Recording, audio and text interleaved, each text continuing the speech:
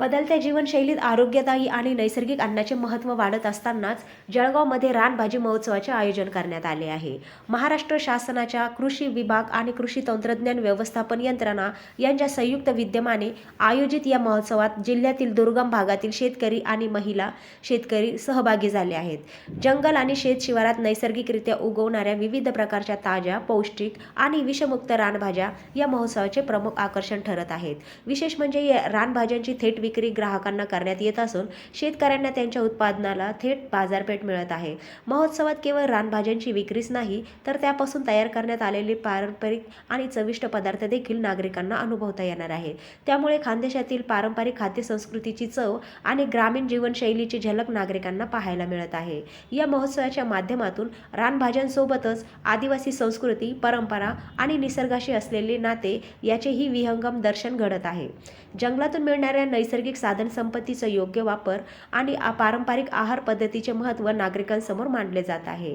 रानभाज्यांमध्ये नैसर्गिक पोषक घटक मोठ्या प्रमाणात असल्याने ते आरोग्यासाठी उपयुक्त मानले जातात। निसर्गाचा हा अनमोल ठेवा आपल्या ताटात आणत शेतकऱ्यांच्या मेहनतीला थेट बाजारपेठ उपलब्ध करून देण्याचा हा उपक्रम असल्याने नागरिकांनी मोठ्या संख्येने सहभागी व्हावे असे आवाहन कृषी विभागाच्या वतीने करण्यात आले आहे।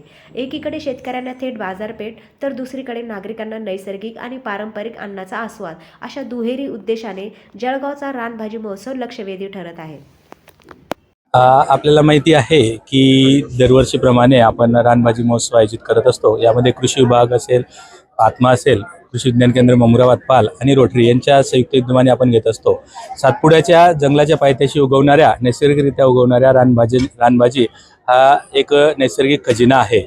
त्या रानभाज्यामध्ये कटुरले असेल, पांग असेल, तरोटा असेल, अंबाडीची भाजी असेल किंवा इतरही रानभाज्या असतील, यामध्ये एक अनन्यसाधारण औषधी गुणधर्म असतं।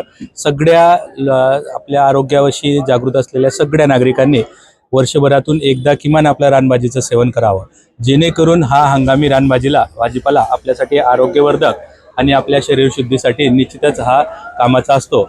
आज जळगाव येथे आपण आयोजित केलेल्या रानभाजी महोत्सवामध्ये जवळपास 70 ते 80 शेतकरी आणि आदिवासी बांधव यांनी रानभाजी विक्रीस आणलेला आहे। रानभाजी घेताना आपण बघत असाल एक शहरी गृहिणीचा उत्स्फूर्त असा प्रतिसाद ही लाभलेला आहे आणि रानभाज्या आपल्या सकाळपासून इथं विक्रीला आहेत आणि जवळपास 60% रानभाज्या ह्या विक्रीच्या ह्याच्यात संपण्यात पण आलेल्या आहेत। रानभाजीची ओळख होणे हे आजच्या ग्राहकाला, शहरी ग्राहकाला अत्यंत महत्त्वाचं आहे। आपल्या घराभोवती सुद्धा काही तण असतात, आपण त्यांना तण म्हणून काढून देतो, परंतु त्या रानभाज्या आहेत, त्यांचा औषधी गुणधर्म माहीत असलं आणि त्याची पाककृती माहीत असली तर आपण त्यांचं सेवनासाठी आणू शकतो।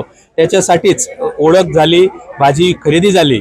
आता ही घरी भाजी नेल्यानंतर आमच्या शहरी गृहिणीने याची पाककृती कशी बनवावी याच्यासाठी आपण काही महिला गटांनी रेडीमेड पाककृती पण आणलेली आहे आणि काही आपण खास शहरी ग्राहकांच्या गृहिणींसाठी व्यवस्था सुद्धा केली आहे।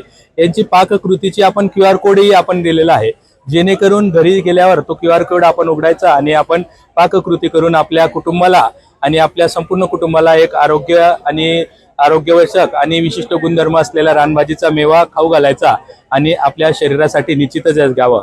आणि आज श्रावण मासाचा पहिला दिवस पण आहे, अतिशय चांगला आहे। त्याच्यामुळे माझी सगळ्यांना विनंती राहील की आपण रानभाजीचा निश्चितच आस्वाद घ्यावा आणि आपल्या कुटुंबाला रानभाजीचा आस्वाद देऊन एक आपण खजिना हा आपल्या शरीरात सामावून घ्यावा।